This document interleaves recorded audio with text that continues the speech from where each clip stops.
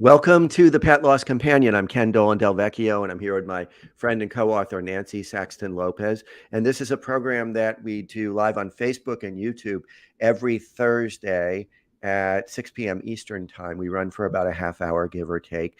And this is an opportunity to take the knowledge that we gained over many, many years, decades, in fact, 30 plus years for Nancy, 12, going on a little bit more than 12 years for me, facilitating pet loss groups.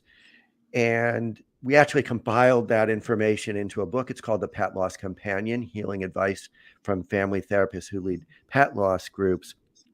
But now with this technology, we're able to expand our reach and to communicate with you who are part of our audience. And we very much appreciate the communication. So if you would like to share a personal story with us or a recommendation for a topic or a recommendation for a guest, please get in touch with us. You can reach me at kenddv@gmail.com. You can reach Nancy at nsaxtonlopez at csmpc.com. That's nsaxtonlopez at csmpc.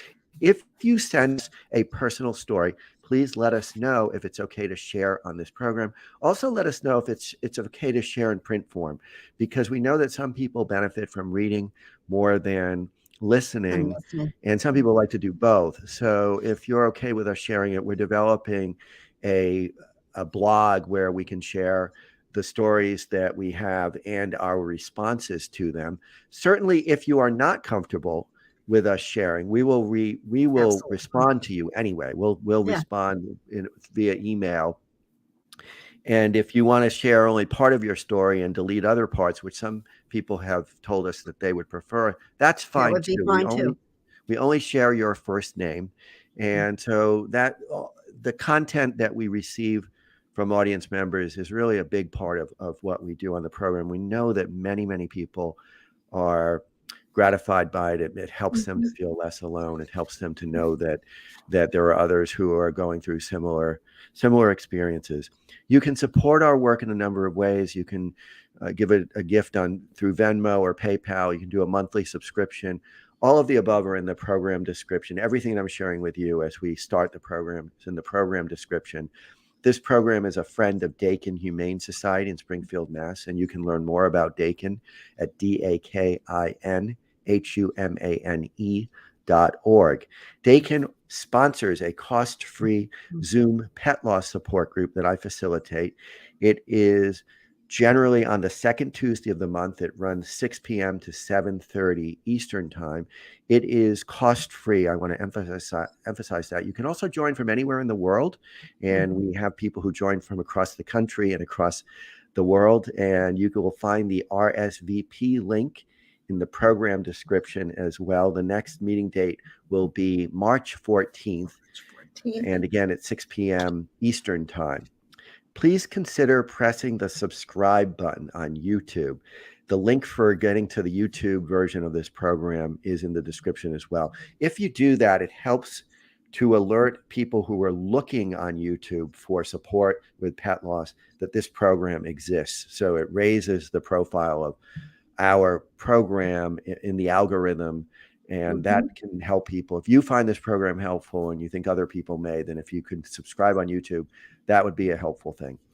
And with that, Nancy, do you want to get us started for this evening? I certainly would like that. So we have two stories tonight that we're going to share. And as we all know, that they're heartbreaking and heartwarming at the same time. And, you know, Ken and I had talked about the title, and the title of this program is "It Doesn't Matter How Long They Live, It's Still a Horrendous and Painful and Devastating Loss." Right. So the first is from Carolyn, and I love this dog's name, although through the email she uses Spicey Brown, but when she was talking about him, it was sneaky sweet Spicey Brown. And I just, you know how we get our names for our dogs. I mean, I call my dogs boogers. So, this is what we do, right? We have these names. So she writes us, "Hello, Ken and Nancy. Thank you for your podcast. Although I have only been listening a short time, it has helped me tremendously. You are both truly understanding, empathetic, and so insightful about us losing our babies. Feel free to share my story as I hope it can help others to hear it. We rescued Spicey Brown from a shelter in New York City when he was a year old. He was on the euthanasia list for the next day. Oh, I fell in love with his photo and immediately wanted to help him. He was our foster dog at first, but after 3 months of living with us, we decided to adopt him. My husband and I were doing rescue at the time, thank God for you guys, and had fostered 25 dogs prior to Spicey Brown. Wow. It's great. This dog was with me through it all, moving into my home, my marriage, the loss of both of my parents, the loss of my best friend, the loss of his sister, Snooky, my skin cancer diagnosis, surgery, and all of my years of hip pain. Wow. He was always loyal, loving, smushy, ready to cuddle, and he loved everyone. About a year ago, he started to decline. He had degenerative disease in his back legs, a tumor in his spleen, and crystals in his bladder.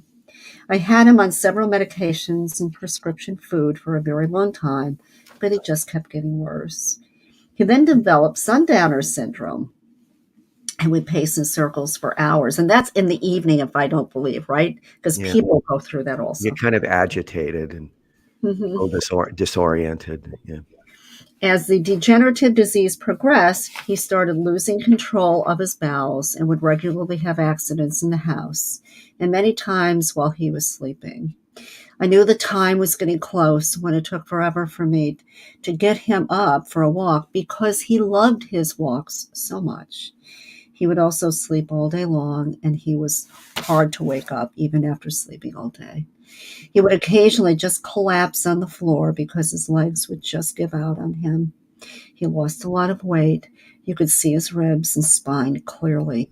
He never stopped eating, but we always had to put something extra in it, and I would have to hold his back legs up the whole time or he would collapse. I felt strongly he was unhappy, but was still denying it. Um, it was his time to let him go.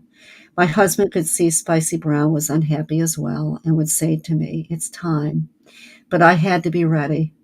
During this time and for 2 years prior, I was having major hip pain and my doctor wanted me to have a hip replacement surgery.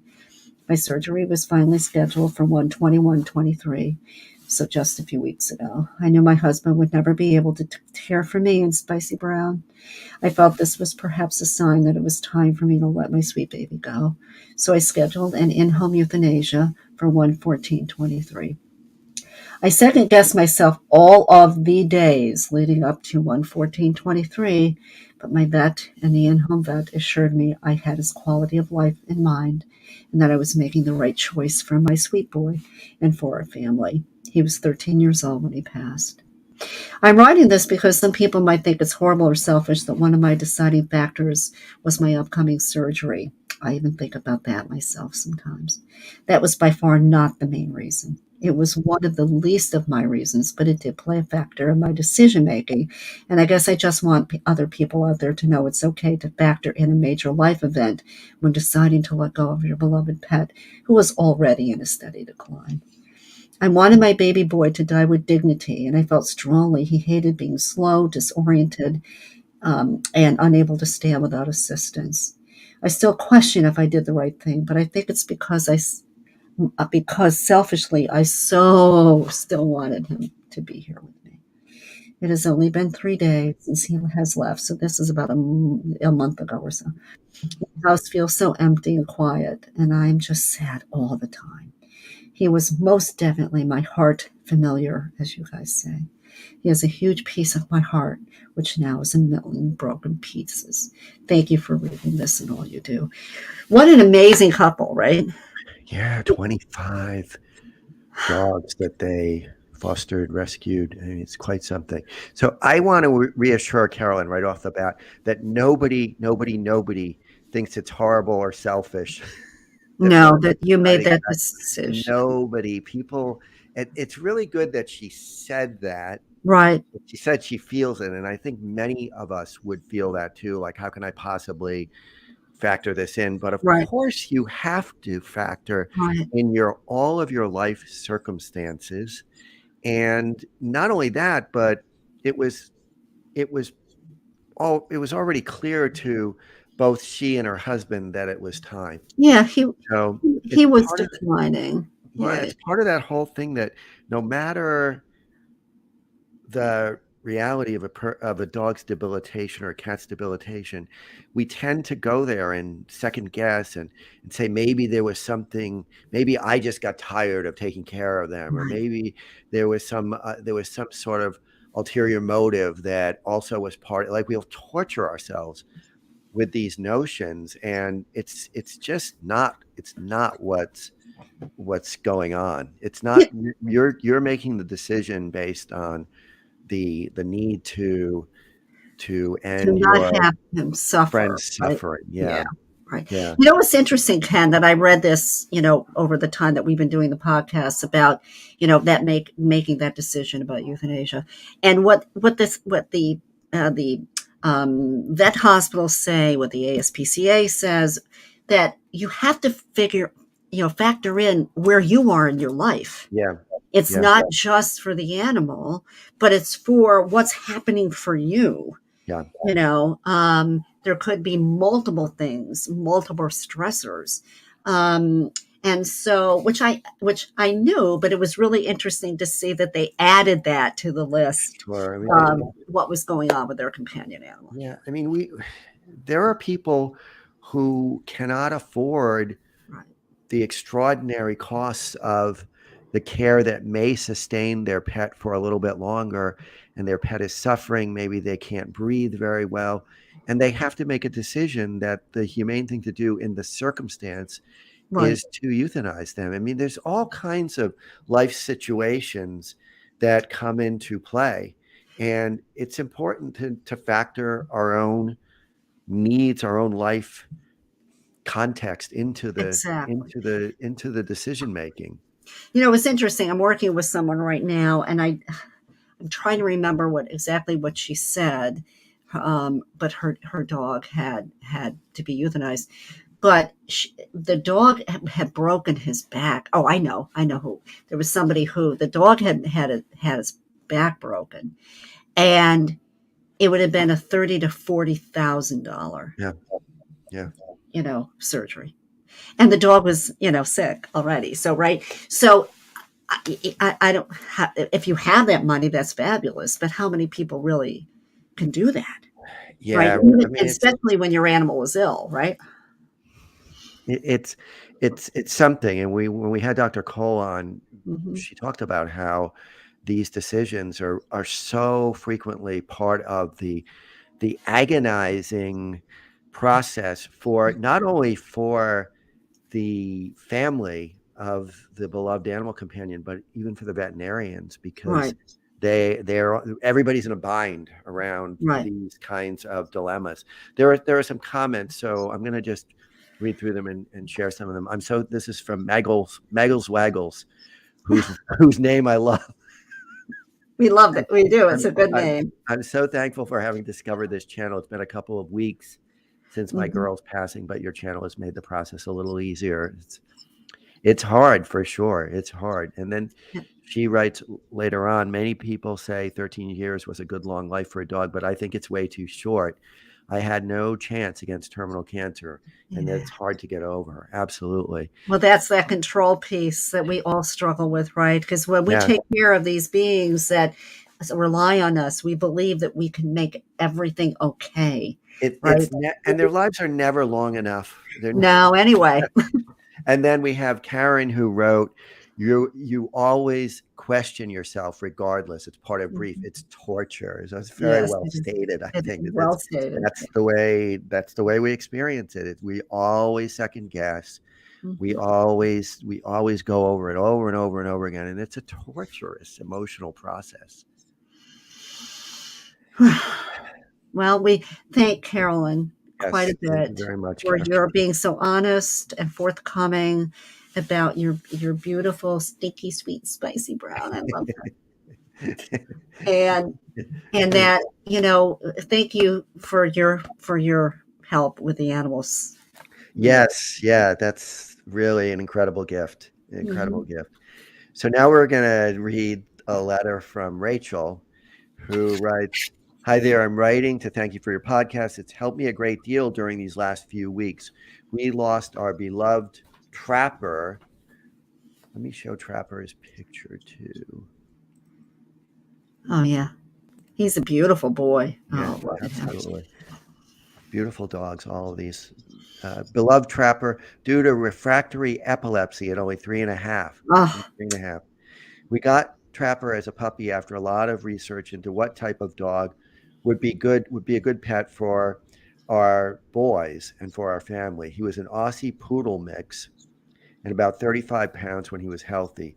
We had never had a puppy before, always had rescue pets, but wanted to start with a young dog, hoping he would be good with our elementary age kids and would be their childhood pup. That's brings back so many thoughts and memories. The childhood pup.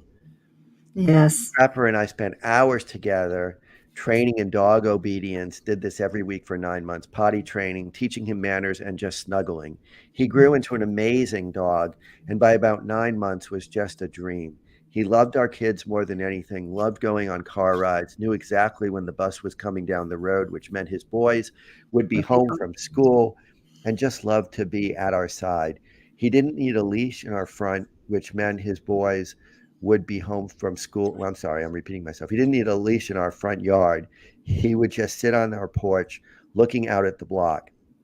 When we, surprise, had a baby last year, all he did was kiss and snuggle him. He had the purest of hearts. He was honestly the perfect dog. Many times I thought, why can't he live 50 years? Years. We all think that's what we want. After about a year ago, he started having grand mal seizures. His first episode involved cluster seizures, which we later learned indicated hard to treat epilepsy. When he had clusters of seizures, he would paddle, clench Mm. his jaw, foam at the mouth, and lose his bladder and bowels, and they were very painful to watch. He immediately went to the vet and got on anti-seizure medication. Over the next year, he continued to have seizures. He would take a while to recover from these episodes, and one particular episode, we were sure we had lost him.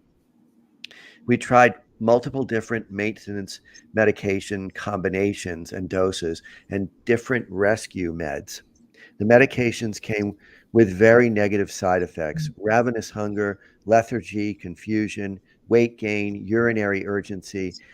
This once active and vivacious pup became a shadow of himself. So sad. He was still happy to see us, licking us, and loved us all so much, even though he was not well. He could barely get himself into the car the last few months. Then, over the holidays, he had a horrible seizure episode of over 20 seizures. This episode took a lot out of him, and he didn't recover well.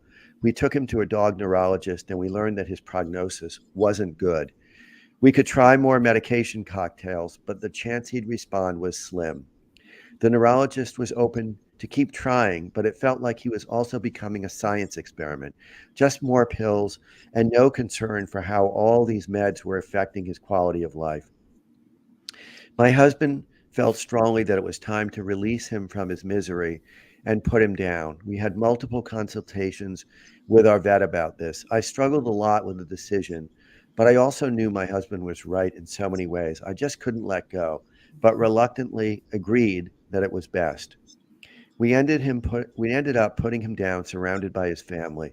We stayed with him well past when he crossed over, and he was at complete peace. We had him privately cremated and also made a picture blanket with our favorite pictures of him. I'm really struggling with many different emotions, just a horrible sadness in my heart. It takes my breath away and feels like my heart is broken. I ache to have him with us, to snuggle and lay at our feet. My dreams for him are dashed. My kids are missing him so much. Our house is too quiet. I'm also so angry angry that I spent so much time, money, and research trying to get and train the perfect pet for our family, and it was all ruined. I feel anger toward his breeder and breeders in general. I'm very angry for him that he had to suffer and get this dreaded disease. He didn't deserve this. He deserved a long life with his family. I also feel guilty questioning if we made the right choice. My vet and husband believe 100% that we did, but I can't help but wonder. I also feel that before too long, I want to get another dog because my older boys are 9 and 11 and loved having a dog so much, as we all did. But we now also have a 1 year old. So getting a new dog feels completely impossible. I can understand.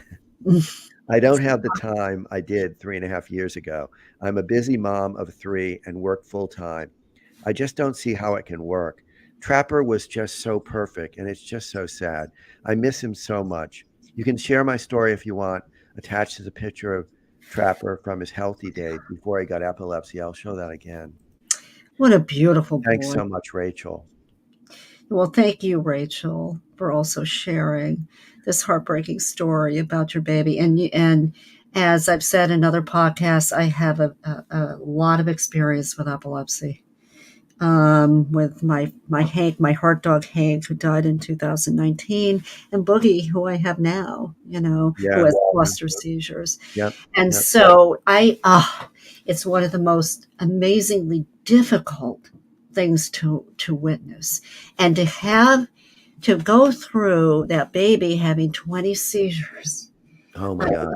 I it wells me up. I can't, Yeah. and I know, Rachel, it was a hard decision.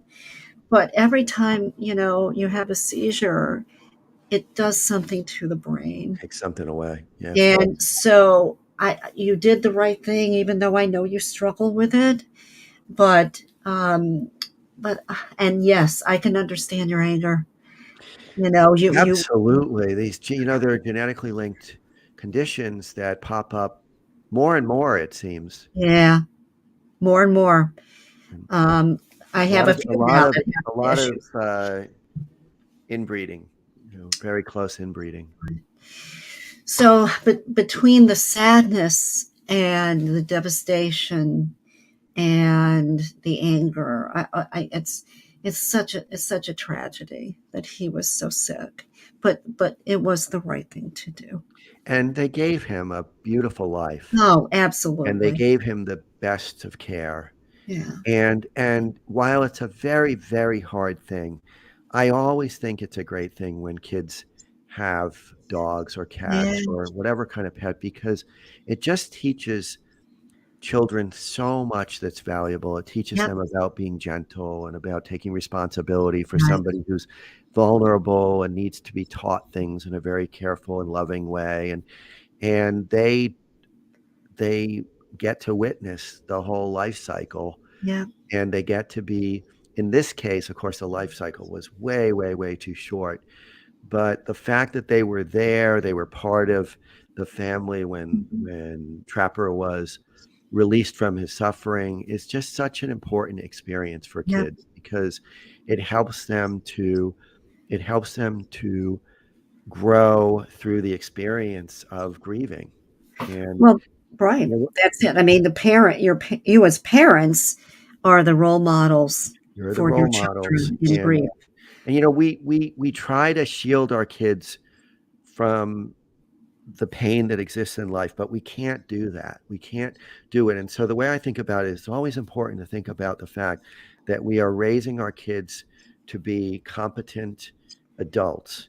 We're not Passion. shielding them from the world. We're not protecting them from the realities of life. We're helping them learn to deal with everything that happens in life. And so this is an extraordinary tragedy that they lost their dog at just 3 years old. But the ways that this family dealt with that, I'm sure, are lessons for these two boys that will Mhm. help them for a very, very long time.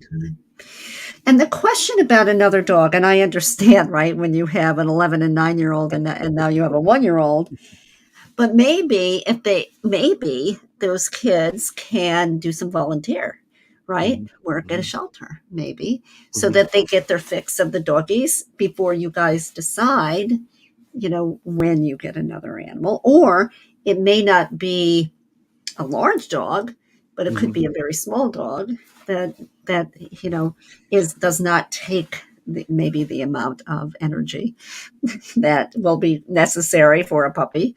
Or, I mean, there are different ways of having those kids. Or maybe the kids can dog sit right in the neighborhood, Yeah. or take them for walks, other dogs for walks.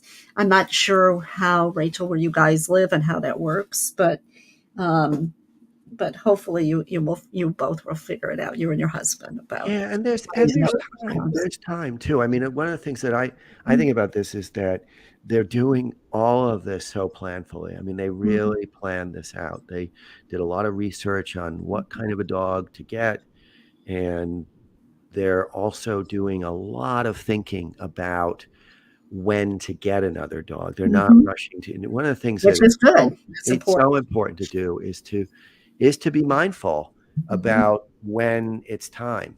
And absolutely. And Lizette, who is listening, said, or fostering, Ah, and seeing how right. that goes, because that way they can decide whether or not it's, that whole idea of foster failing, which I love.